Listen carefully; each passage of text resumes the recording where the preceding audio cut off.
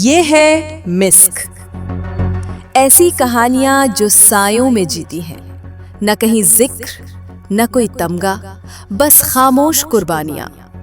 यहाँ आप सुनेंगे नए मिशन, खुफिया ऑपरेशंस और वो लम्हे जिन पर रातें जागकर गुजरती हैं। हर कहानी में होगा एक्शन, सस्पेंस और वो जज्बा जो एक मोहब्बत वतन दिल को बेकरार कर देता है।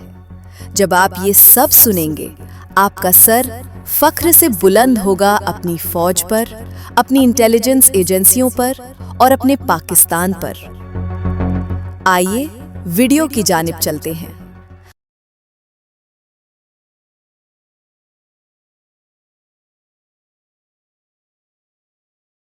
कहते हैं मोहब्बत और जंग दोनों में सब कुछ जायज़ होता है, और जब किसी औरत के दिल में वतन से मोहब्बत जंग बन जाए तो वो सिर्फ माया नहीं रहती, वो एक हथियार बन जाती है।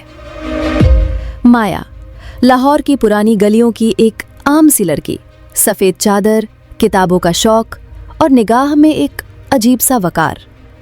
किसी को क्या मालूम था कि इस लड़की के अंदर एक ऐसा राज छुपा है जो पूरी कौम की हिफाजत से जुड़ा है।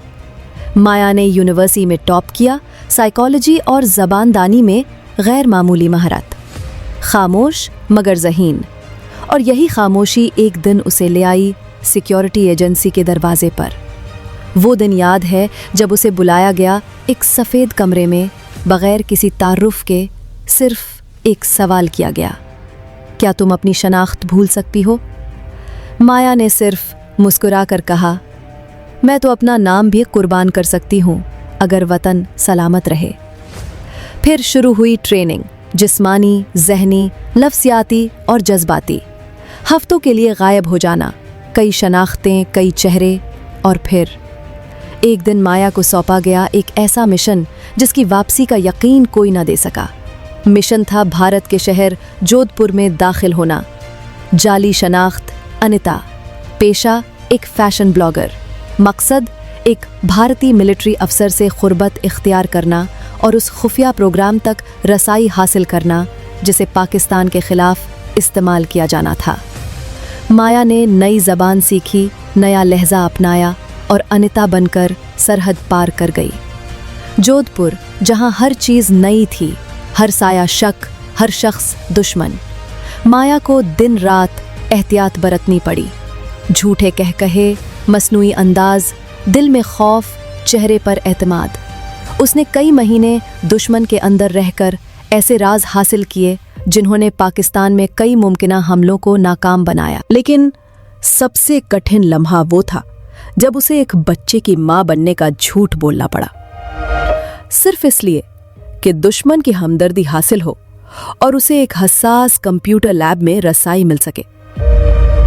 वो रात आज भी उसकी आंखों में महफूज है, जब उसने सब कुछ समेटकर चुपचाप सरहद पार की और पाकिस्तान की मिट्टी पर कदम रखा। न कोई इस्तेकबाल, न तमगा, न सलाम, बस एक फाइल जिस पर लिखा था मिशन मुकम्मल, कामयाबी से। माया ने उसके बाद कभी दोबारा अनिता का नाम नहीं लिया, लेकिन एक दिन वो ख्वाब में बोली, काश मुझे माँ वाकई बनने दिया जाता। ये सिर्फ माया की कहानी नहीं, ये उन दर्जनों खातीन की कहानी है जिन्होंने अपनी ख्वाहिशें दफन की, अपना असल मिटा दिया सिर्फ इसलिए कि हम सुकून की नींद सो सकें। अगली किस्त में हम उन्हीं चेहरों को देखेंगे जिन्होंने दुश्मन को शिकस्त दी, मगर किसी ने उनका नाम ना पूछा। माया के बाद और भी साए हैं, इंतजार कीजिए। किस्त 3, साए में छुपी फातेहें।